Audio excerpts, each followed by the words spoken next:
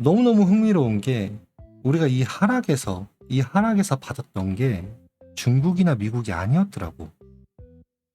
중국이나 미국이 아니었어요, 이게. 너무 놀랐어요, 저도 그걸 보고. 자, 보세요. 지금 보이는 차트는 영국 차트예요, 영국 차트. 그러니까 파운드예요, 파운드. 비트코인 파운드 차트입니다. 거길 보면 이렇게 하락했을 때도 얘네가 받았고, 지금 여기 내려왔을 때도 얘네가 거래량 보면 받았어요. 그리고 이렇게 내려올 때도 받았습니다. 그리고 지금 현재 내려올 때도 여기서 받고 있는 게 누구냐? 영국이에요. 영국. 진짜 깜짝 놀랐어요. 우리가 생각할 때는 여론에서 이야기를 하는 게 중국이나 미국만 이야기를 하기 때문에 영국일 거라고 생각을 못 했는데, 차트를 보니까 거래량을 보면 지금 내내 하락할 때마다 어디가 받았다? 영국이 받았다, 영국이. 최근 10월 13일 날, 10월 13일, 그러니까 2달 전이죠. 2달 전의 기사예요. 영국 기자가 쓴 그런 기사 내용인데, 파운드가 비트코인의 하락보다도 더 폭락했다고 이야기를 해요. 그러니까 우리는 비트코인이 엄청나게 폭락했다라고 생각을 하는데, 파운드의 폭락이 장기 국채, 그러니까 채권이 엄청나게 빠르게 폭락했다고 합니다. 비트코인보다 더 폭락했다고 그래요. 그러면 이게 또 어떤 거를 의미하냐, 그게 굉장히 중요한 거잖아요. 그렇죠? 자, 영국의 위기를 보라. 영국의 파운드 가치가 급락한 날 비트코인 거래량이 10배 급증했다고 그래요. 10배. 10배가 급증했다고 그래요. 그러면 아까 우리가 생각했던 차트에서 봤던 거래량이 뭐다? 매직 거래량이 맞았다. 그게 이제 확실시 되는 거죠. 아까 차트로만 봤을 때는 우리가 그렇게 예상해 볼 수가 있었던 건데, 기사를 보니까 맞았던 거죠. 매집했던 거는 어디다? 미국이나 중국이 아니었다. 그럼 어디? 영국이었다. 그리고 제가 사실 이거를 영국 차트를 급하게 보게 된 이유가 있는데, 그게 뭐냐면,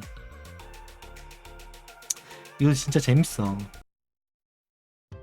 여러분들 보통 음모론 하면 어떤 것들이 생각이 나시나요? 일루미나티 뭐 이런 게 생각나지 않아요? 일루미나티 카드 중에 이런 카드가 있습니다. 이런 카드가 있어요. 이게 무슨 뜻이냐? 통화투기라는 뜻이에요. 한국어로 번역하면 통화투기라는 뜻이에요. 통화투기라는 뜻인데, 통화투기를 왜 하냐? 그거를 알아야 되잖아요. 보통 통화투기를 하는 이유는 어떤 외국인이 어떤 나라의 통화를 살 때 똑같아. 주식이나 코인도 고점에서 팔고 싶잖아요. 그렇죠? 이것도 통화를 고점에서 팔기 위해서 부풀리는 현상, 거품을 만들어내는 현상, 이게 통화투기예요. 일루미나티 카드에 있습니다. 근데 이 정보를 한국에는 별로 없어요. 외국 자료를 찾아보니까 이 뒷배경에서 가리키는 게 뭐냐면 영국이에요. 영국. 미국이나 중국을 가리키는 게 아니라 이 통화투기를 가리키는 게 영국이에요. 영국. 그것 때문에도 갑자기 이 차트를 보게 됐고, 그리고 두 번째, 자, 이거를 보면서도 진짜 많이 고민을 했어. 이게 뭘까? 너무 궁금하니까. 사실 우리가 그래요. 이런 거를 보면서 무슨 예언가도 아니고 이거를 다 맞출 필요는 없어요. 막 완벽하게 해석을 해서 뭔가 음모를 캐겠다, 그러지 않아도 된다고요. 그냥 뭐예요? 어쨌든 우리는 투자자이기 때문에 이게 거짓 정보든 진실된 정보든 그냥 여기서 투자 아이디어만 얻으면 돼요. 그러니까 우리가 나름대로 어떤 소스를 얻어서 투자 아이디어만 얻으면 된다고. 근데 이거를 보면 우리가 각각 해석이 달랐었는데, 제가 한참 동안 생각을 해보니까 그거 같아요. 이 조그만한 게 뭐냐면 유로 같아요. 유로. 그리고 난 다음에 이게 뭐죠? 여러분들 보이는 달러. 그쵸? 그 다음에 이게 뭐예요? 이게 파운드.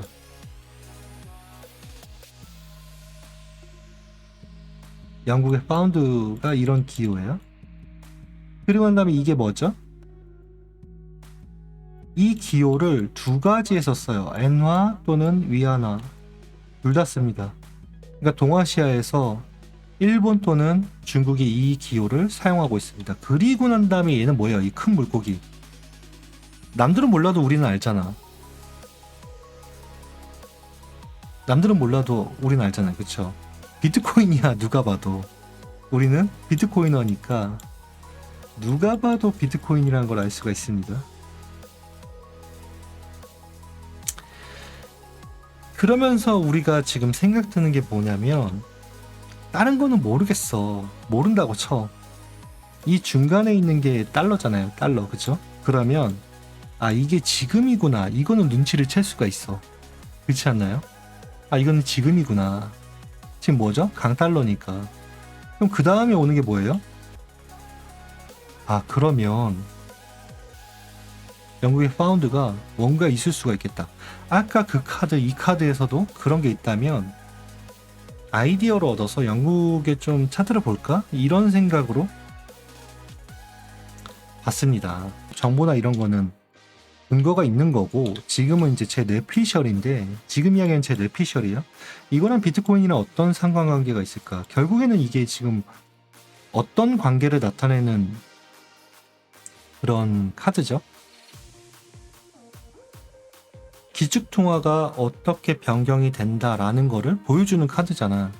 근데 그럼 이거랑 비트코인하고 어떤 상관관계가 있을까 그거를 생각을 해봤는데 지금은 뇌피셜입니다. 어쨌든 마지막에 물어뜯는 고기 왕고래가 비트코인인데 이거를 보니까 그런 거 같아. 왠지 보세요. 유로가 폭락하면서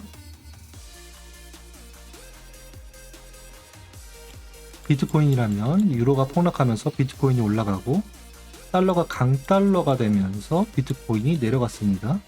그리고 난 다음에 파운드가 내려가면서 다시 비트코인이 올라가고 그 다음에 엔화하고 위안화가 강세를 띠면서 비트코인이 다시 내려가는 거 아닌가. 그리고 난 다음에 마지막 정리를 얘 혼자서 이렇게 오래가 집어 삼키는 거 아닌가? 이런 생각이 들었어요. 제 생각에 그런 거 같지 않아요? 우리 지난 과거를 보면 유로가 폭락하면서 비트코인이 올라가고 달러가 강달러가 되면서 지금 비트코인이 하락을 했습니다. 그리고 난 다음에 파운드. 아까 그 정보 내용을 봐봐. 정보 내용. 정보 내용이 어떤 게 있었어요? 파운드 가치가 급락하면서 뭐가 있었다? 비트코인의 그런 매수세가 급증했다.